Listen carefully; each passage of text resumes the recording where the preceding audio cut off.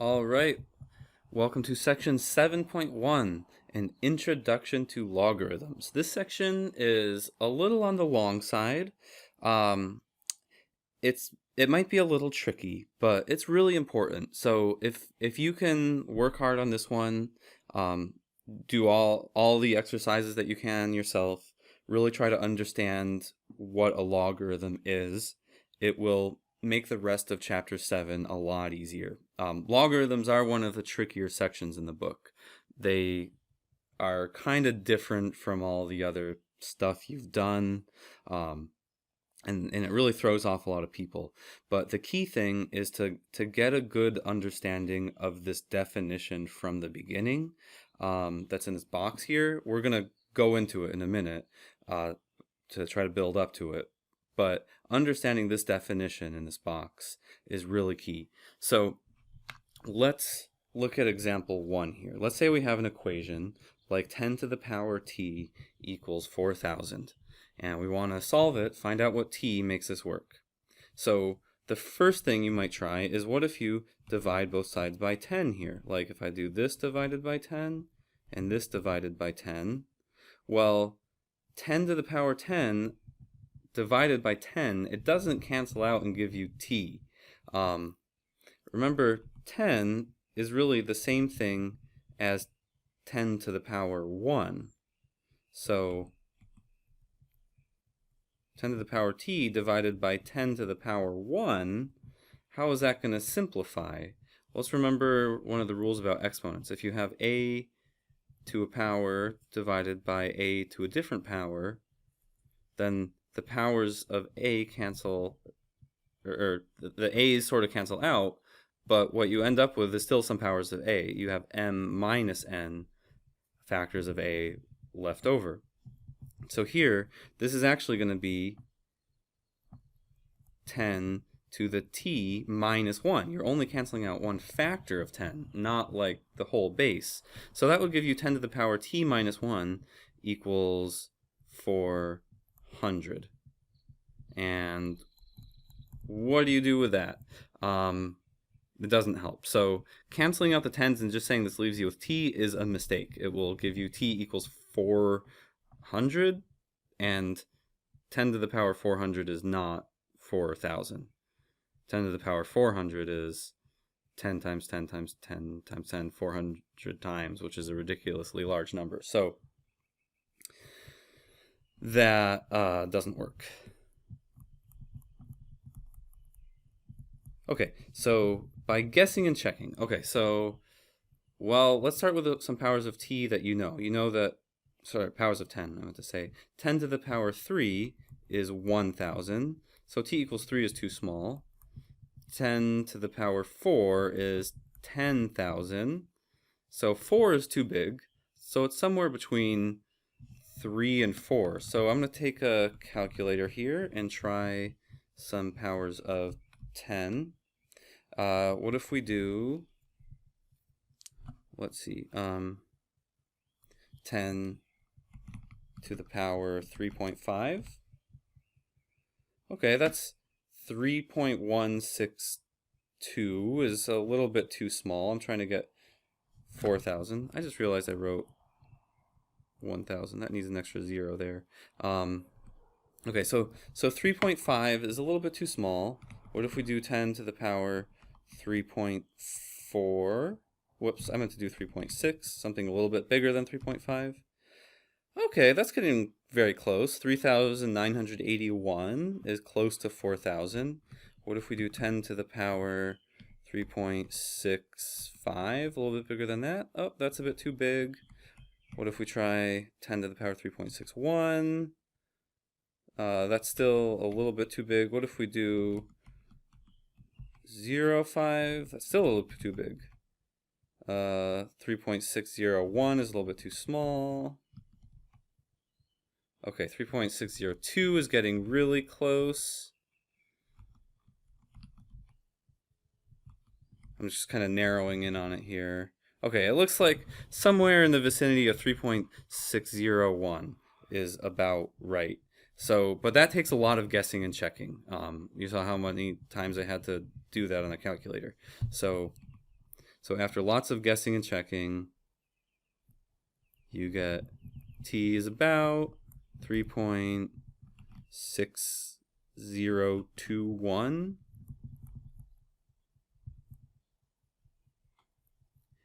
And so that's pretty close, but that takes a lot of effort. What about graphing on your calculator? For that, we're going to head over to desmos.com here, and we want to graph y equals 10 to the power t, and also graph y equals 4,000. And of course you can't see it here because 4,000 is up too high. So on my computer, I'm going to hold shift to zoom out the y-axis here, to zoom vertically. You could do this by pinching 2 fingers on the y-axis if you're on your phone or using a touch screen. Okay, so here we are at y equals 4,000. Where do they meet? Yep, this gives me the same thing, 3.602.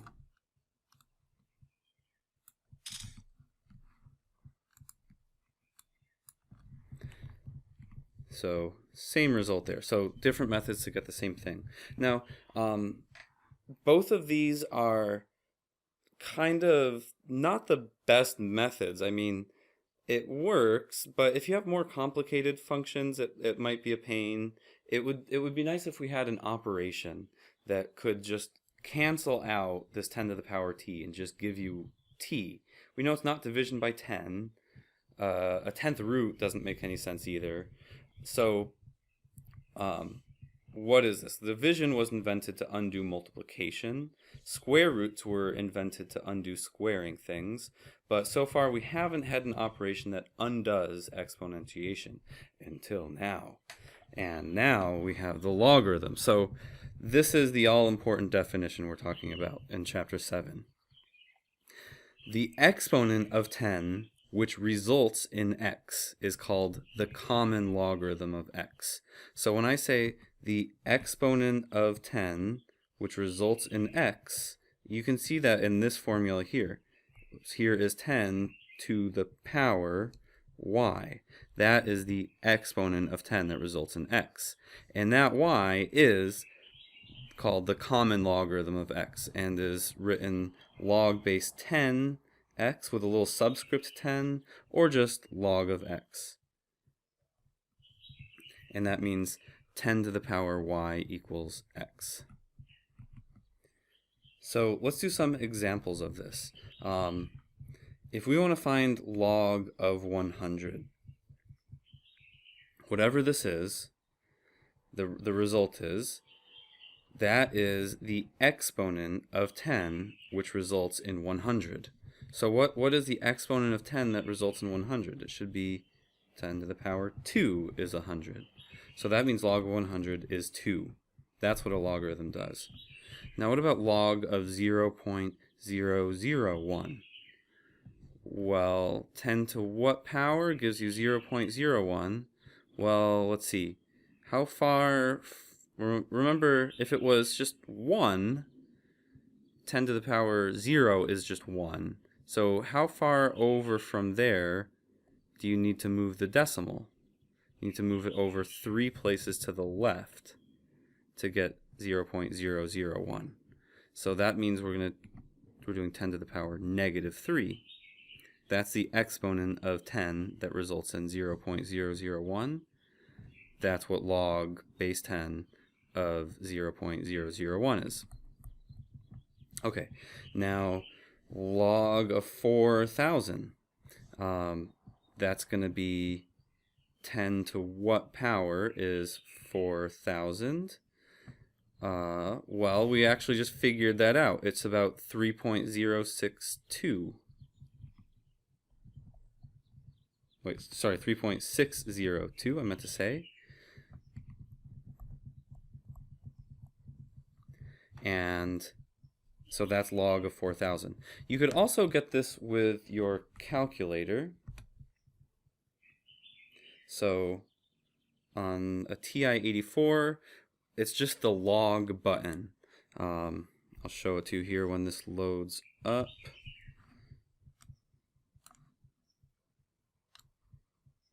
over here where it just says log, if you do log of 4,000, that will get you 3.602. And in fact, this gives you a lot more accuracy than before. I had about 3.6021, but now if you use a log button, you get all these other digits without having to like guess and check or do it by graphing or something like that. Okay, now log of 0, let's think about that. What is the exponent of 10 that gets you 0? Well, 10 to the power negative 3 is like a very small number, but it's not 0. If you did 10 to the power 0, let's think about that. 10 to the power 0 is just 1. What if we do 10 to the power, I don't know, negative 8, a really big negative number? So that's going to give you 0.000000001, because you have to move the decimal place over 8 times. I think I did that right. So, but is it ever going to be 0? Well, you could try with a calculator. Let's see what happens if you do log of 0. It gives you a domain error. It's basically saying that log of 0 is undefined. Or what if you try to do this with Desmos? If we have y equals 10 to the power t and y equals 0, where do they intersect? Well, could we go, it looks like they're intersecting over here, but if we zoom out, we're going to see, zoom in this way, the y coordinates here are getting very close to 0, but if the further you zoom in this way, the more you can see that it's never actually touching. So, so this is undefined. This does not exist.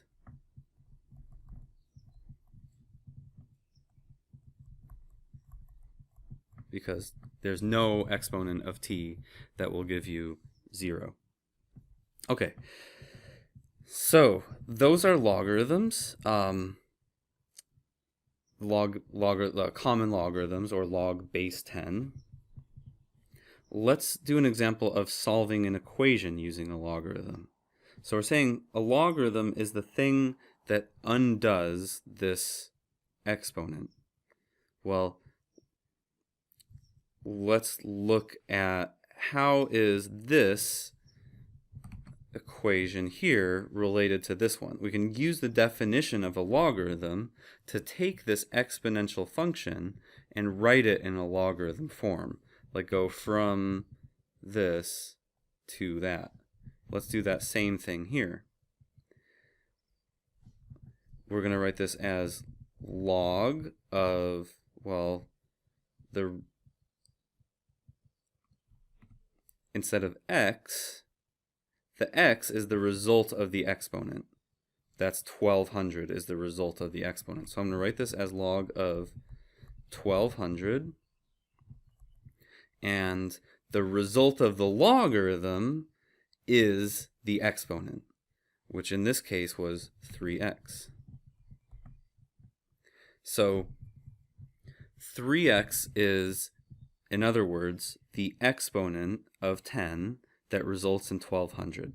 That's the way you want to think about logarithms, is the result of a logarithm. The logarithm is the exponent of 10 that results in 1200.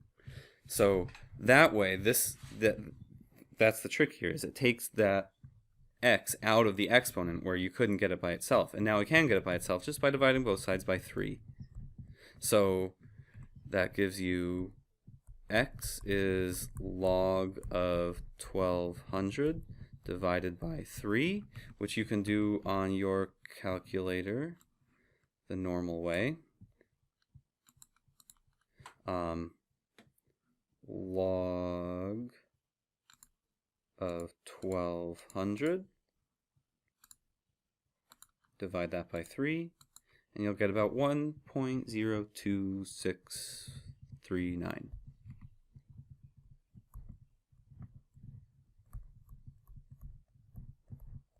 And it's a good idea to check that.